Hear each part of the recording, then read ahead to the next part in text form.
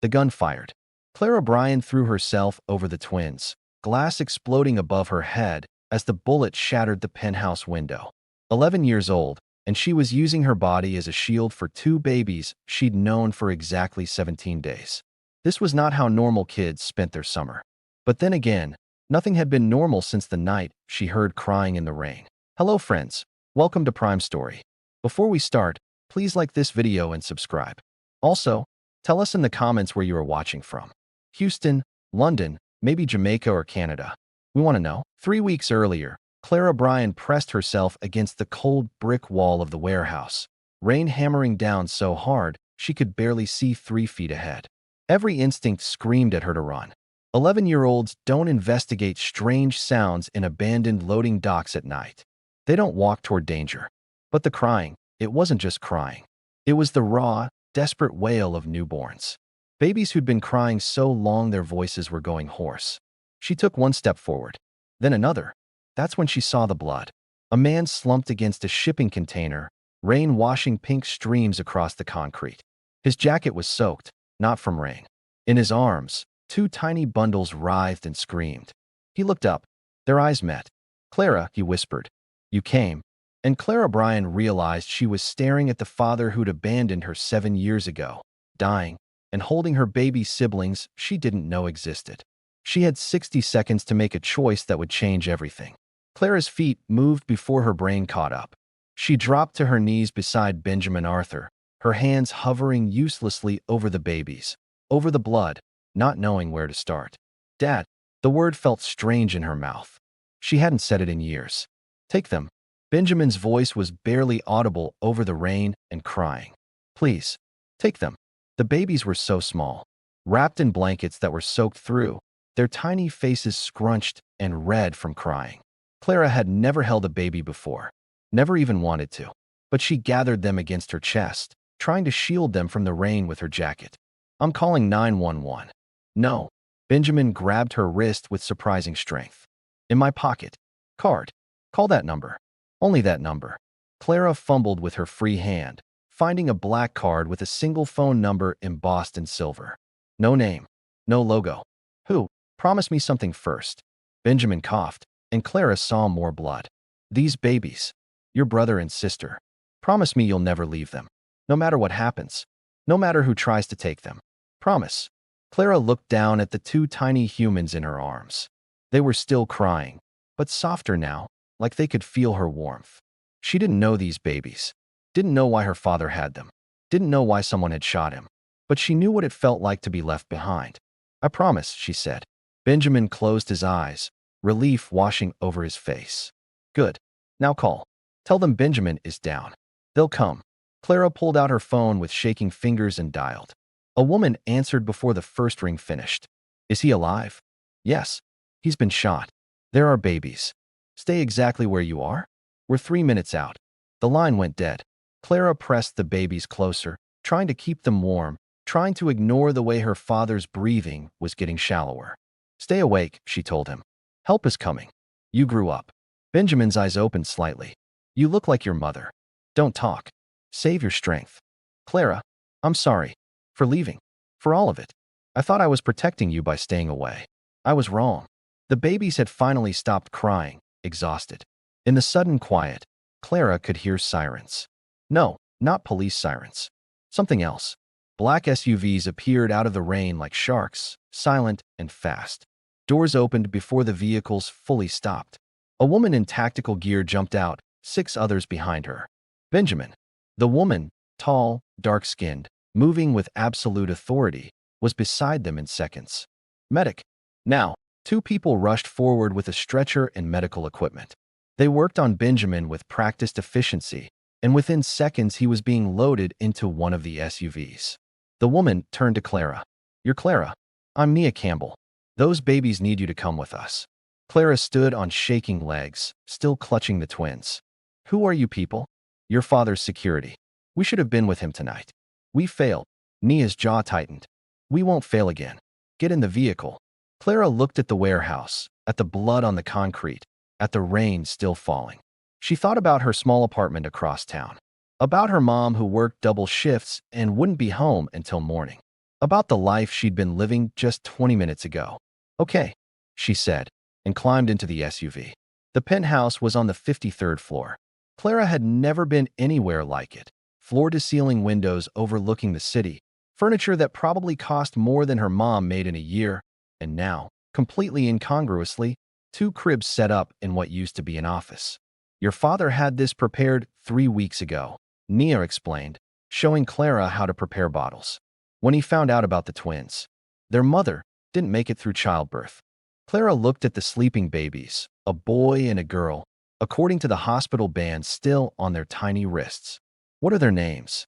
He hadn't decided yet. Said he was waiting. For what? For you, apparently. That didn't make any sense. But nothing about tonight made sense. Clara fed the babies. Nia had to show her how, supporting their heads, making sure they weren't drinking too fast. She changed diapers, and exercise and controlled panic. She learned that babies cry for reasons beyond comprehension and sometimes for no reason at all. 72 hours passed in a blur of feeding schedules and fitful sleep. Nia brought updates. Benjamin was in surgery. Benjamin was stable. Benjamin was awake. And then, on the 4th day, a visitor arrived. Marcus Paul looked like someone's grandfather. Silver hair, warm smile, expensive suit that somehow managed to look approachable. He found Clara in the nursery, rocking the baby girl who refused to sleep. You must be Clara. I'm Marcus Paul, on the board of your father's company. He extended his hand. Clara shifted the baby to shake it. His grip was firm, calculating. I wanted to meet the young lady who's been taking such good care of these precious children. Marcus smiled at the baby. Though I have to say, this situation is highly irregular. You're just a child yourself. Surely there are more appropriate arrangements. My father asked me to take care of them. Yes. Well, your father was in shock. Bleeding out. Hardly in a state to make such important decisions. Marcus's voice remained kind, but something in his eyes had gone cold. The board has concerns. These children represent a significant interest. We need to ensure they're properly protected. They are protected. By me. Clara. Marcus sat down, his expression shifting to concern. You're 11 years old. You can't possibly understand what you're taking on. The threats. The responsibility. The targets these children will have on their backs given their inheritance. I made a promise. Promises made under duress aren't binding, legally or morally. Marcus stood, brushing invisible lint from his sleeve. I'll be speaking with the appropriate authorities about finding suitable guardians. Professional ones. People who know what they're doing. After he left, Nia appeared in the doorway. You handled that well. Who is he really? Your father's largest shareholder after himself. Stands to gain control of the company if anything happens to Benjamin or his heirs. Nia's expression was grim. That man is dangerous, Clara. He wants those babies out of the picture. Why are you telling me this? Because your father's will names you as legal guardian. As of yesterday, when it was processed, you're the only thing standing between Marcus Paul and $3 billion. Clara looked down at the baby in her arms, finally asleep. Then I guess I better not move. The first attempt came 2 weeks later. A woman named Rachel Torres arrived claiming to be a nanny, sent by Marcus to help. She had credentials, references, a warm smile. Nia's background check came back clean, but something felt wrong. Clara watched Rachel hold the babies, just a fraction too tight. Watched her eyes constantly scanning the room, memorizing details. Watched her photograph the security panel, claiming she wanted to remember the code. When Rachel suggested taking the twins for a walk, just around the block, get them some fresh air, Clara said no. Rachel's smile tightened.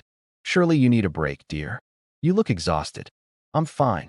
I really think it would be best if... I said no. That's when Rachel made her move for the service elevator, twins in her arms. She didn't make it 3 feet before Nia's team materialized. They found sedatives in Rachel's bag. A burner phone with a single text, pickup point confirmed. Wire transfer ready. Rachel tried to run. She failed. Detective Grace Sullivan arrived within the hour, leading Rachel out in handcuffs. She's already talking, the detective told Clara. Hired by Marcus Paul. $50,000 for delivery of both children, unharmed. Another $50 if she made it look like an accident. Clara felt cold. He was going to kill them. He was going to make them disappear. Different thing legally, same result. Detective Sullivan knelt down to Clara's level. You saved their lives tonight. But this won't be the last attempt. Marcus has too much to lose.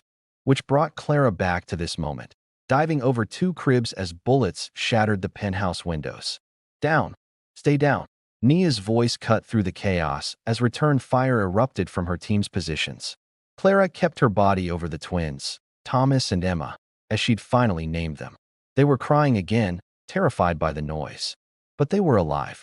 The shooting stopped as suddenly as it started. Clear, someone shouted.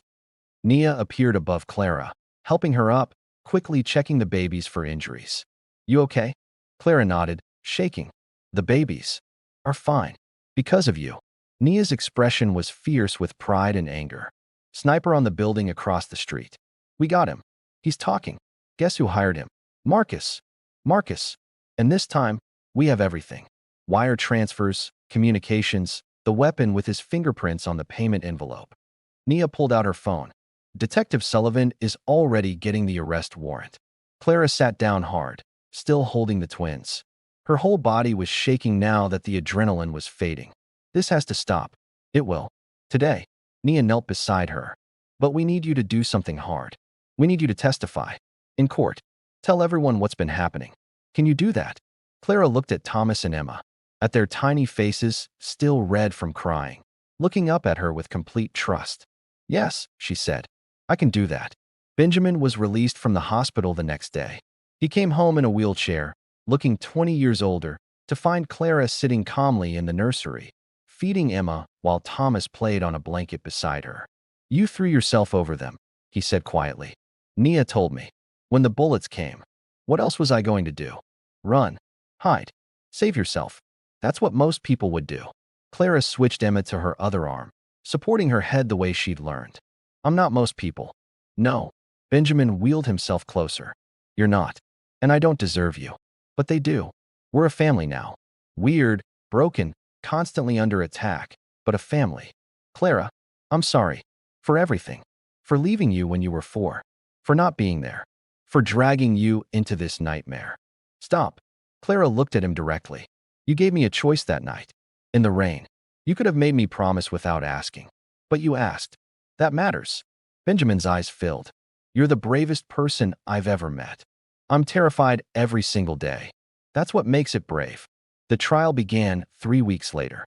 Clara sat in the witness box, small but steady, while Marcus Paul's lawyer paced in front of her.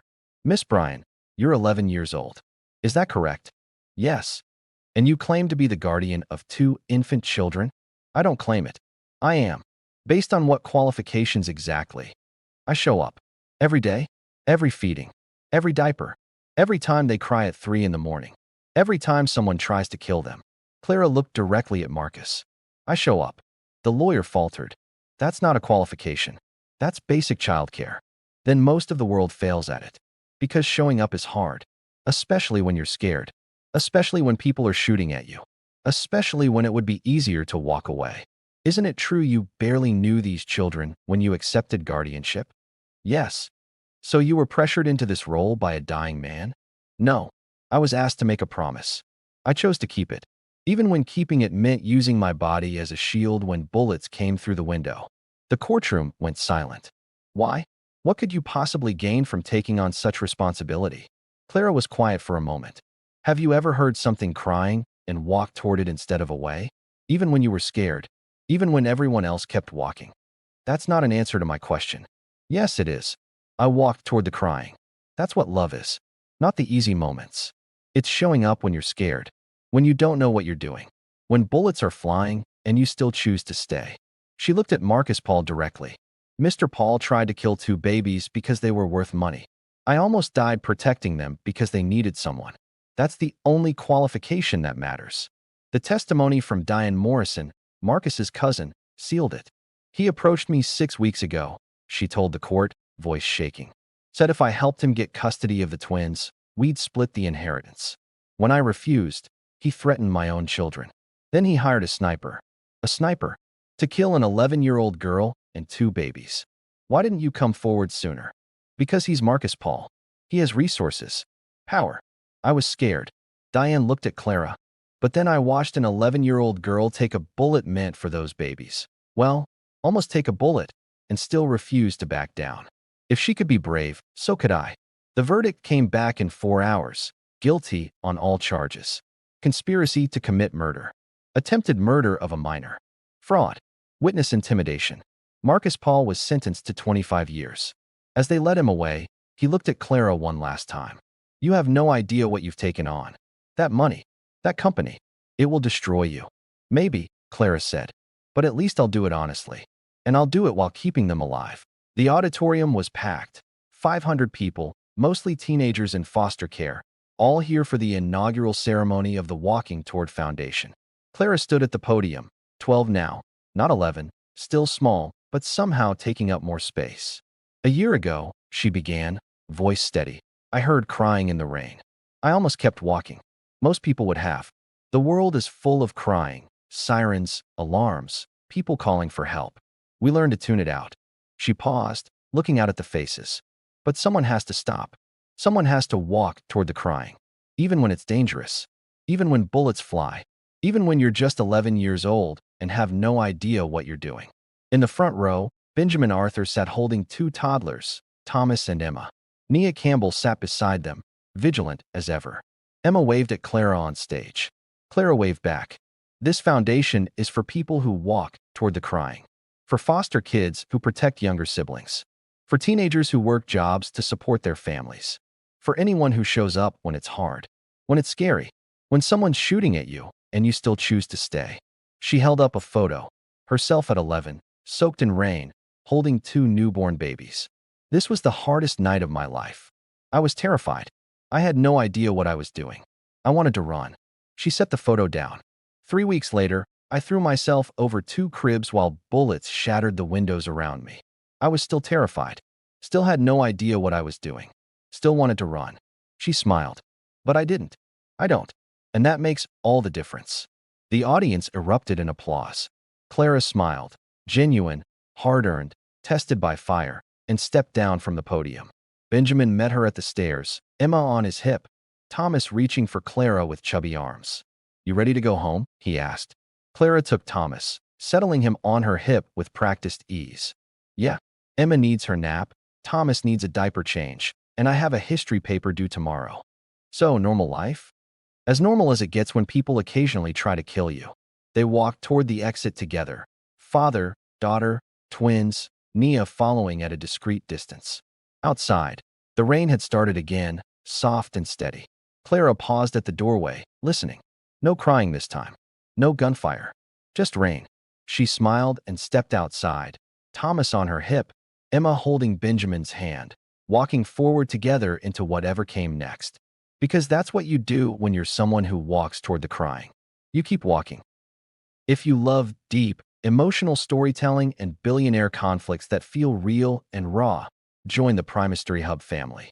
Like, subscribe, and stay with us and let us know where you're watching from.